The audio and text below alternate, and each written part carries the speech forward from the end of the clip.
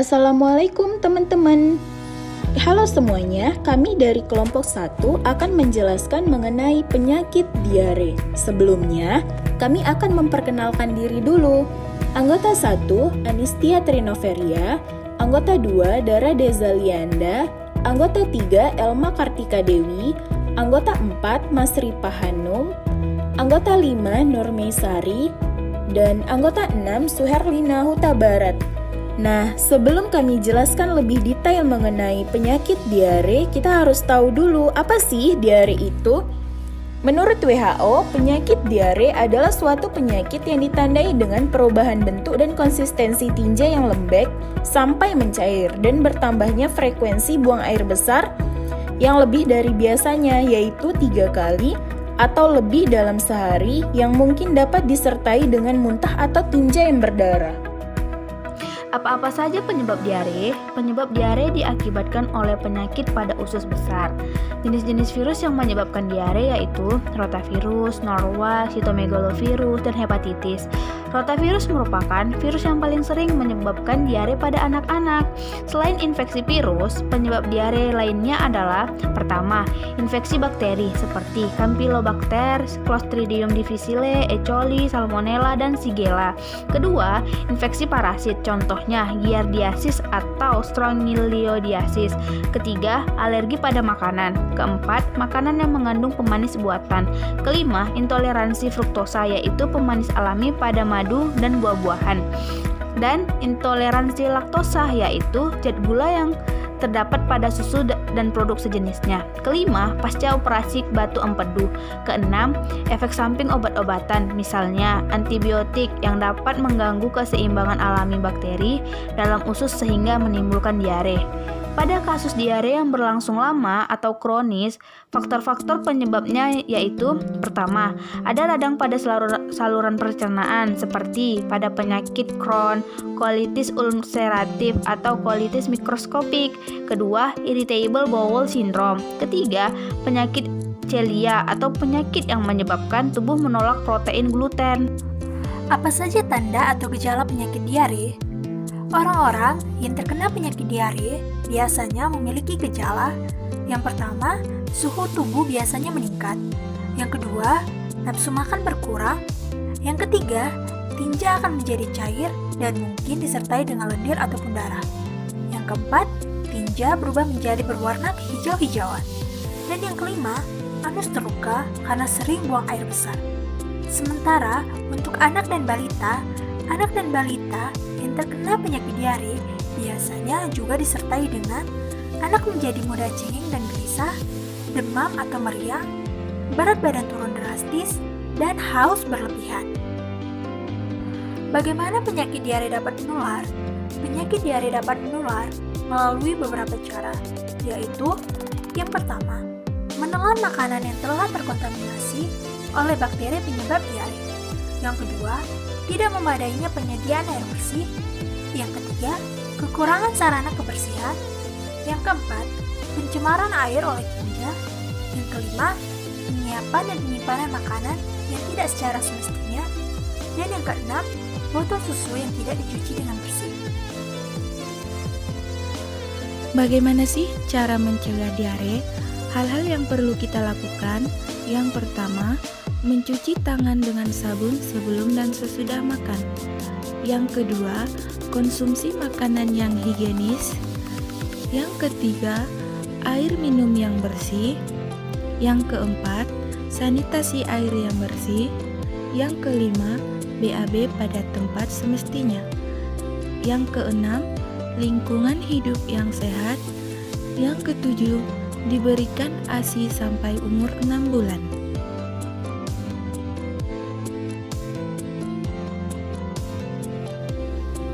Nah, apa sih yang terjadi jika kita terlambat mengatasi diare? Jika kita terlambat mengatasi diare, hal-hal yang tidak kita inginkan bisa saja terjadi. Yang pertama, dapat mengalami gangguan pertumbuhan. Yang kedua, dapat berujung kematian karena kekurangan cairan di dalam tubuh. Yang ketiga, gangguan fungsi ginjal dan penyakit ginjal. Yang keempat, pembengkakan pada otak.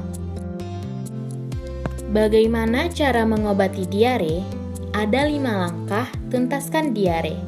Langkah pertama, berikan Oralit. Oralit merupakan cairan yang terbaik bagi penderita diare untuk mengganti cairan yang hilang. Oralit terdiri dari campuran 1 sendok garam, 8 sendok gula, dan 1 gelas air. Langkah kedua, berikan obat zinc. Pemberian zinc selama diare terbukti mampu mengurangi lama dan tingkat keparahan diare, mengurangi frekuensi buang air besar, mengurangi volume tinja, serta menurunkan kekambuhan kejadian diare pada 3 bulan berikutnya. Langkah yang ketiga, pemberian ASI atau makanan. Pemberian makanan selama diare bertujuan untuk memberikan gizi pada penderita, terutama pada anak, agar tetap kuat dan tumbuh, serta mencegah berkurangnya berat badan. Langkah keempat, pemberian antibiotika. Dan langkah yang kelima, pemberian nasihat. Ibu atau pengasuh yang berhubungan erat dengan balita harus diberi nasihat tentang cara memberikan cairan dan obat di rumah. Bahan makanan apa aja sih yang dianjurkan pada orang yang terkena penyakit diare? Yang pertama, ada karbohidrat.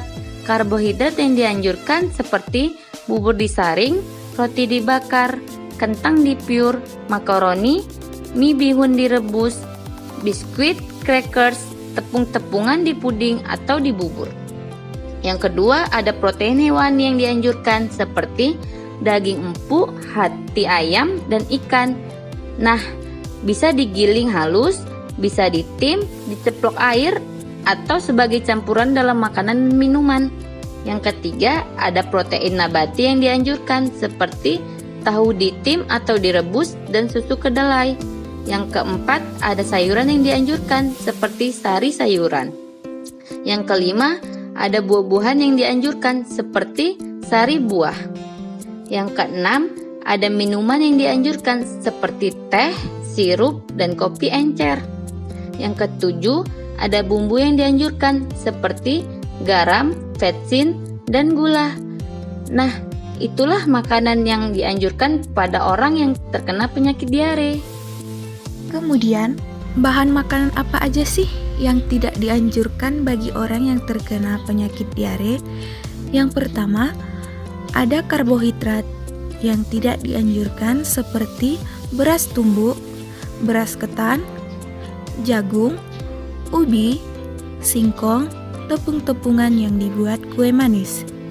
Yang kedua, ada protein hewani yang tidak dianjurkan, seperti daging berserat kasar, ayam dan ikan yang diawetkan, udang, kerang, dan produk susu.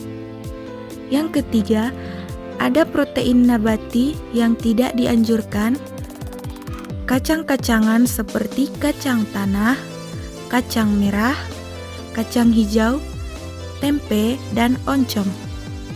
Yang keempat, ada sayuran yang tidak dianjurkan seperti sayuran dalam keadaan utuh. Yang kelima, ada buah-buahan yang tidak dianjurkan seperti buah dalam keadaan utuh. Yang keenam, minuman yang tidak dianjurkan seperti teh, kopi kental, minuman beralkohol, dan minuman yang mengandung soda. Yang ketujuh, ada bumbu yang tidak dianjurkan seperti bawang, cabai, jahe, merica, ketumbar, cuka, dan bumbu lain yang tajam. Adapun tujuan diet diare adalah yang pertama, memperbaiki keseimbangan cairan dan elektrolit. Yang kedua, mengganti kehilangan zat gizi dan memperbaiki status gizi kurang. Yang ketiga, mencegah inflamasi dan iritasi lebih lanjut. Yang keempat, mengistirahatkan usus pada masa akut. Dan yang kelima, mencegah akibat laksatif dari makanan yang berserat tinggi. Berikut syarat dan prinsip diet diare. Yang pertama, kebutuhan energi sesuai dengan kebutuhan kita ya. Yang kedua, protein 10-15% dari kebutuhan atau 1,3-1,5 gram per kilogram berat badan per hari. Yang ketiga, lemak cukup 10-25%, diutamakan sumber MCT. Yang keempat, karbohidrat cukup. Yang kelima, menghindari makanan dengan serat tinggi, asupan serat maksimal 8 gram per hari dengan rendah laktosa, lebih kecil 6 gram. Pada kondisi intoleransi laktosa, literatur lain serat 10-15 gram. 6. Menghindari produk susu, dan daging berserat kasar, makanan yang berlemak, dan makanan yang menimbulkan gas. Yang ketujuh, suplemen folat, B6, B12, kalsium, dan vitamin D. Yang kedelapan, konsumsi makanan dalam porsi kecil dengan frekuensi sering. Yang kesembilan, pada fase akut dipuasakan dan diberikan nutrisi parenteral. Jika fase akut teratasi, pasien diberikan diet bertahap mulai cair atau cair jernih. Kondisi divertikulasis.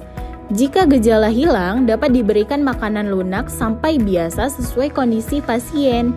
Yang terakhir, hindari makanan yang banyak mengandung biji-bijian kecil, seperti tomat, jambu biji, stroberi, yang dapat menumpuk pada divertikular.